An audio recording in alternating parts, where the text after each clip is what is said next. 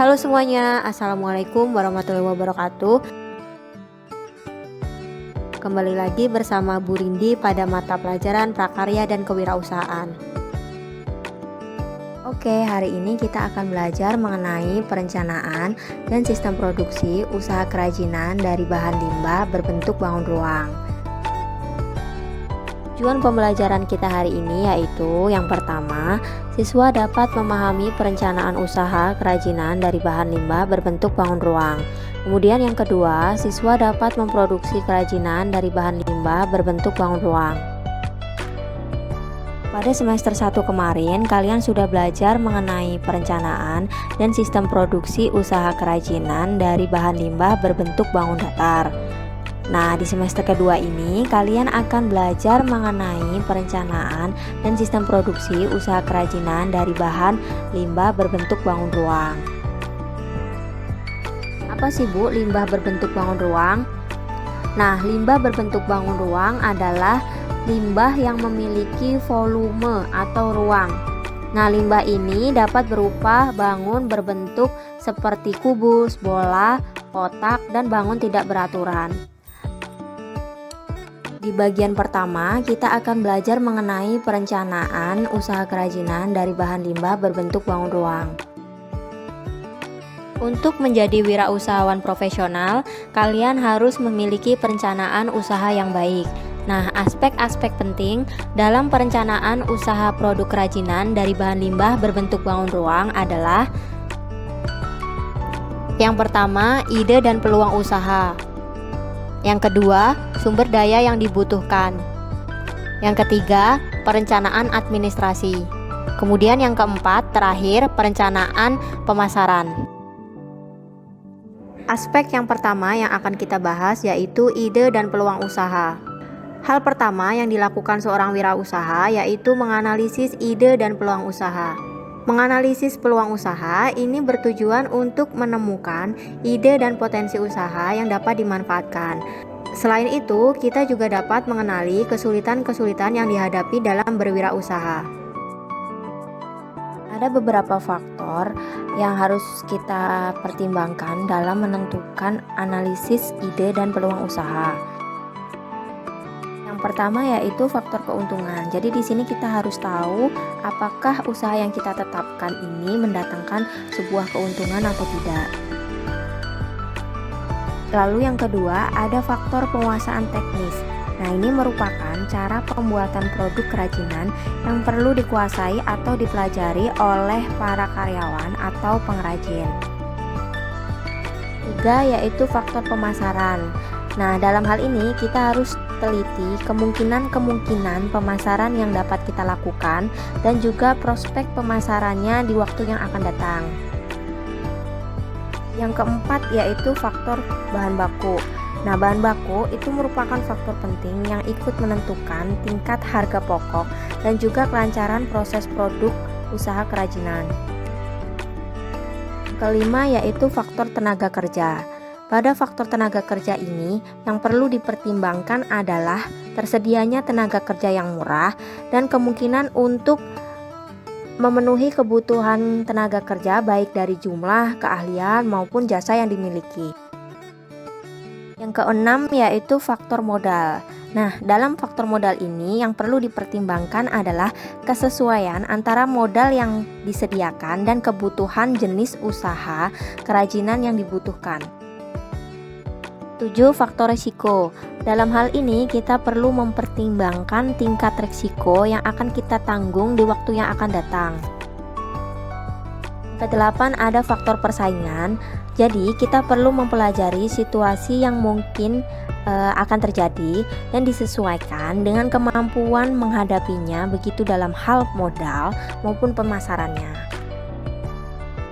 Untuk yang kesembilan, ada faktor fasilitas dan juga kemudahan. Fasilitas yang dibutuhkan untuk operasi usaha kerajinan dan kemudahan penyediaannya menjadi bahan pertimbangan dan juga perlu diperhatikan. Yang terakhir yaitu faktor manajemen. Nah, pada hal ini yang perlu diperhatikan adalah bagaimana seorang wirausahawan mampu mengelola usahanya. Kemudian ada faktor lain yang perlu menjadi pertimbangan adalah peraturan pemerintah, perizinan, pertimbangan etis, lingkungan, dan sebagainya. Nah, di dalam memilih jenis usaha kerajinan ada beberapa pertimbangan yang perlu diperhatikan, yaitu yang pertama, jenis usaha kerajinan yang sesuai dengan hasrat dan minat.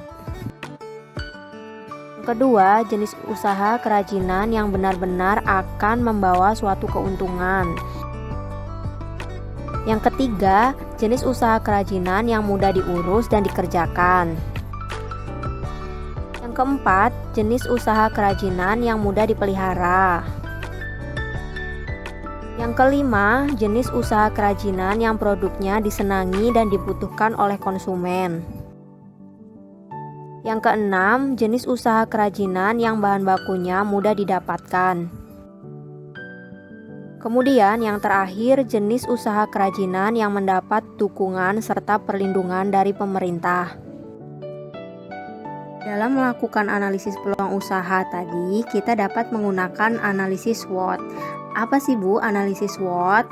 Analisis SWOT adalah strength, weakness, opportunity, dan threat. Dengan adanya analisis SWOT, maka perusahaan akan dapat mengetahui beberapa hal, yaitu sebagai berikut. Yang pertama yaitu strength, yang artinya kekuatan. Di sini perusahaan akan mengetahui keunggulan yang dimiliki oleh produknya. Dan yang kedua ada weakness atau kelemahan. Di sini perusahaan akan mengetahui kelemahan yang membatasi atau menghambat kemampuan dalam mencapai sasaran usaha. Ketiga ada opportunity, yang artinya adalah peluang.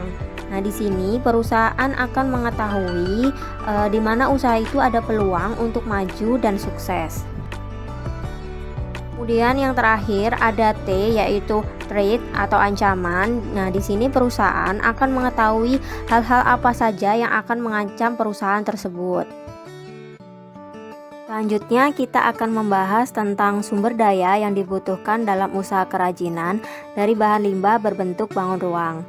Nah, tentu sudah tahu ya bahwa sumber daya yang diperlukan itu meliputi 6 tipe sumber daya atau yang sering kita kenal dengan 6M, yaitu man, money, material, mesin, method, dan market. Selain itu, ada faktor-faktor sumber daya yang mendukung keberhasilan usaha produk kerajinan dari bahan limbah berbentuk bangun ruang. Faktor-faktor tersebut antara lain sebagai berikut. Yang pertama ada faktor manusia. Nah, di sini faktor manusia merupakan faktor yang utama dalam pencapaian keberhasilan suatu usaha. Karena manusia yang mempunyai ide dan rencana usaha. Selain itu, manusia juga yang akan mewujudkannya. Di sini diperlukan juga manusia yang beretos kerja tinggi, rajin, optimis, dan pantang menyerah.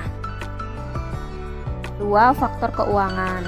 Faktor keuangan merupakan faktor penunjang keberhasilan usaha. Faktor tersebut digunakan untuk modal usaha serta pemenuhan segala pengeluaran untuk kepentingan operasi produksi.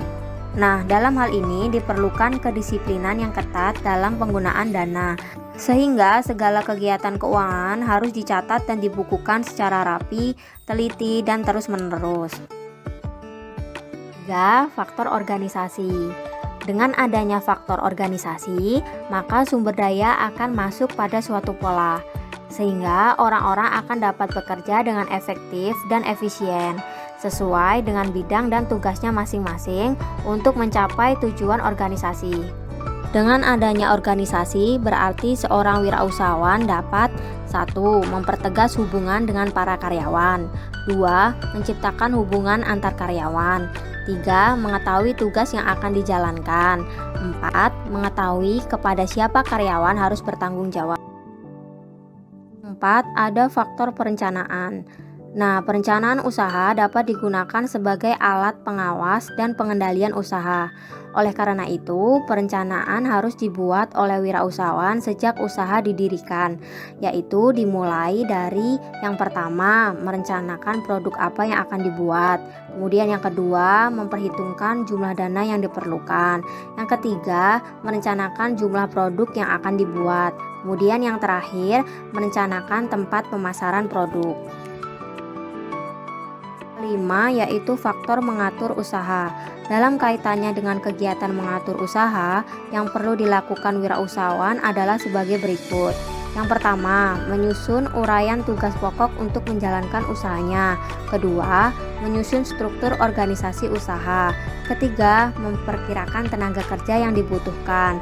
Keempat, menetapkan balas jasa dan insentif. Kelima, membuat jadwal usaha. Keenam, mengatur mesin-mesin produksi. Ketujuh, mengatur tata laksana usaha. Kedelapan, penataan barang-barang. Kesembilan, penataan administrasi usaha. Dan yang terakhir, pengawasan usaha dan pengendaliannya. Keenam yaitu faktor pemasaran. Nah, faktor pemasaran pada produk kerajinan adalah sebagai berikut.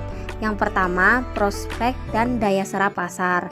Kedua, prospek dan kondisi pemasaran. Dan yang terakhir, program pemasarannya. 7. Faktor administrasi. Nah, untuk menunjang kelancaran kegiatannya, sebaiknya seorang wirausahawan mempunyai catatan yang rapi mengenai kegiatan dan kejadian yang terjadi setiap harinya. Nah, catatan-catatan tersebut dibuat secara kronologis dan kemudian didokumentasikan. Selanjutnya, kita akan bahas bersama tentang perencanaan administrasi usaha. Selanjutnya, materi berikut ini kita akan membahas tentang perencanaan administrasi usaha. Beberapa aspek penting dalam perencanaan administrasi usaha yaitu pertama yaitu mengurus izin usaha. Nah, izin usaha ini berbentuk surat izin tempat usaha atau situ dan izin HO atau izin gangguan lingkungan.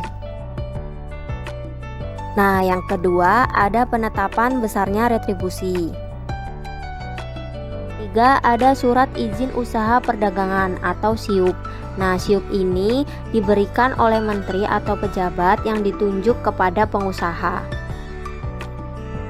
Yang keempat, ada pengurusan pajak. Kelima, yaitu membuka rekening bank.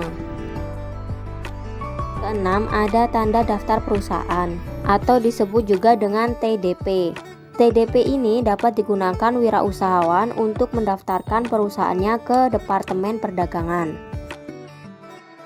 Yang terakhir ada analisis mengenai dampak lingkungan atau yang sering kita kenal dengan AMDAL. Apa sih Bu AMDAL? Nah, AMDAL adalah studi mengenai akibat pada lingkungan sebagai akibat aktivitas kegiatan usaha. Aspek yang terakhir yang kita bahas di bagian perencanaan yaitu perencanaan pemasaran. Ada 3 elemen penting dari sasaran atau target sebuah promosi yaitu yang pertama pembentukan merek atau branding, yang kedua adalah layanan kepada konsumen yang berupa komunikasi dan pemberian informasi, kemudian yang terakhir adalah menciptakan kesetiaan pelanggan. Kegiatan dan rencana pemasaran yang bisa kita lakukan untuk mengkomunikasikan produk dan merek usaha itu ada 6, yaitu yang pertama ada personal selling, yang kedua ada advertising, yang ketiga ada sales promotion, yang keempat ada publication, yang kelima ada sponsorship, yang keenam ada plan of purchase. Untuk lebih jelasnya, ini akan kita pelajari pada materi promosi. Materi ini akan kita pelajari setelah materi ini selesai ya, atau di pertemuan selanjutnya. Bagian 2, kita akan membahas tentang sistem produksi usaha kerajinan dari bahan limbah berbentuk bangun ruang. Di bagian kedua, kita akan belajar tentang 6 hal. Yang pertama yaitu perencanaan desain. Kedua, proses produksi.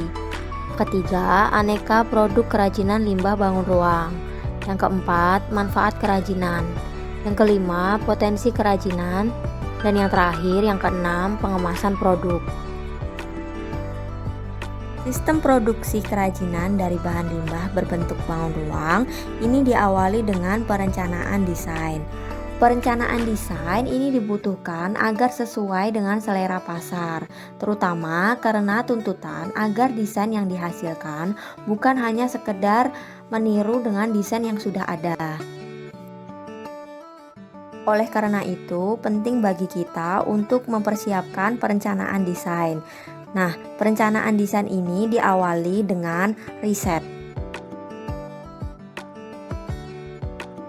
Jadi riset tersebut ini bertujuan untuk mencari data tentang potensi beberapa jenis limbah yang akan digunakan sebagai bahan baku untuk membuat produksi kerajinan.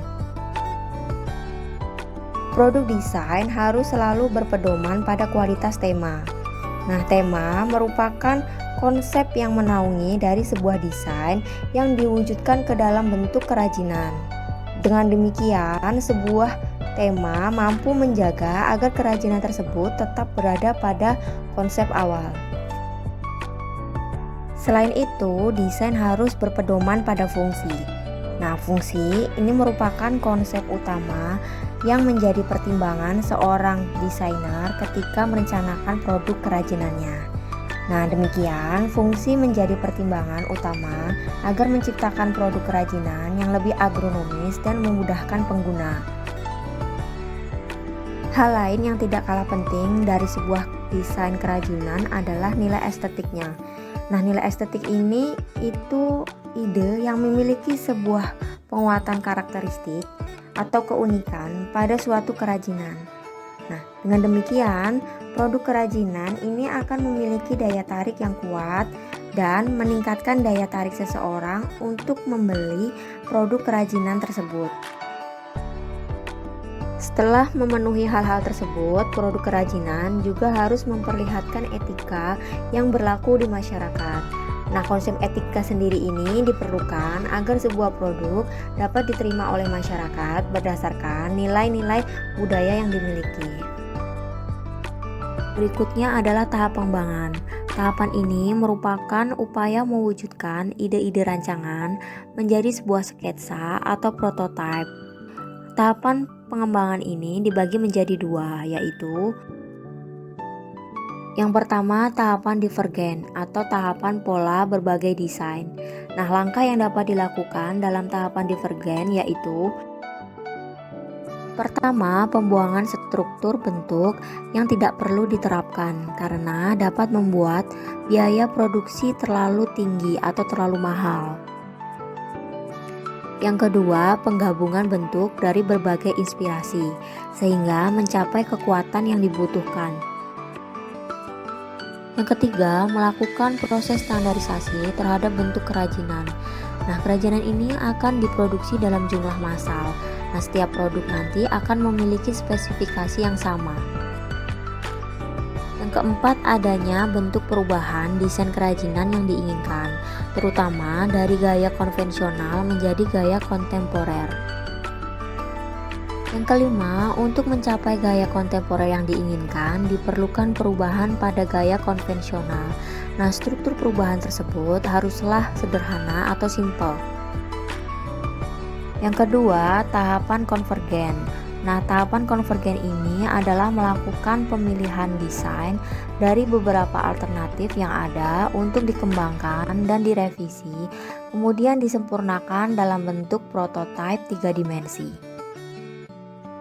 Ada beberapa persyaratan perencanaan produksi yang harus diperhatikan oleh seorang pengrajin.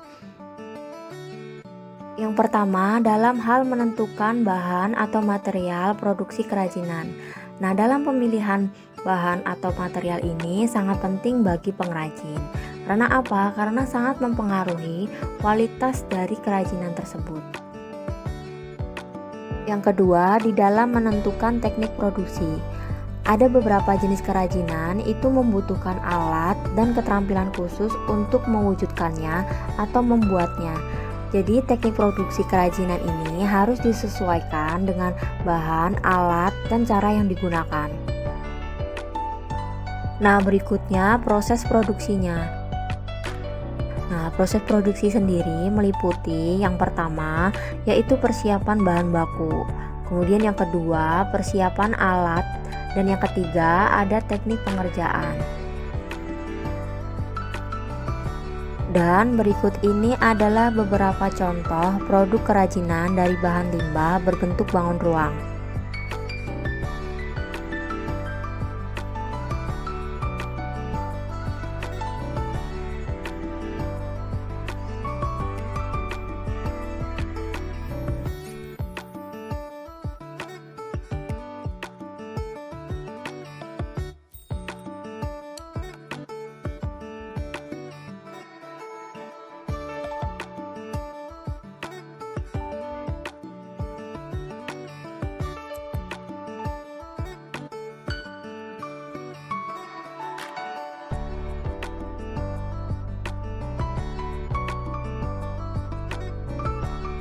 Secara umum, ada dua manfaat kerajinan dari bahan limbah berbentuk bangun ruang, yaitu manfaat yang pertama, produk dari limbah berbentuk bangun ruang yaitu sebagai benda pakai. Kemudian manfaat yang kedua, produk dari limbah berbentuk bangun ruang itu sebagai benda hias. Selanjutnya, kita akan melihat potensi kerajinan dari bahan limbah berbentuk bangun ruang. Nah, masing-masing daerah pasti memiliki ciri khas kerajinan yang menjadi keunggulan dari daerahnya masing-masing. Nah, hal ini juga dikarenakan sumber daya dari masyarakat masing-masing tiap daerah itu berbeda. Limbah berbentuk bangun ruang yang dapat dimanfaatkan untuk kerajinan dilihat dari kondisi wilayahnya.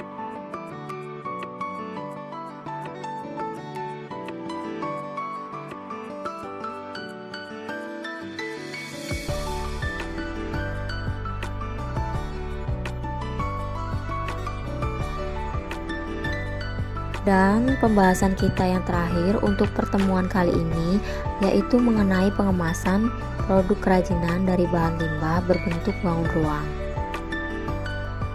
Pengemasan merupakan sistem terkoordinasi untuk menyiapkan barang menjadi siap untuk ditransportasikan, didistribusikan, disimpan, dijual, atau dipakai.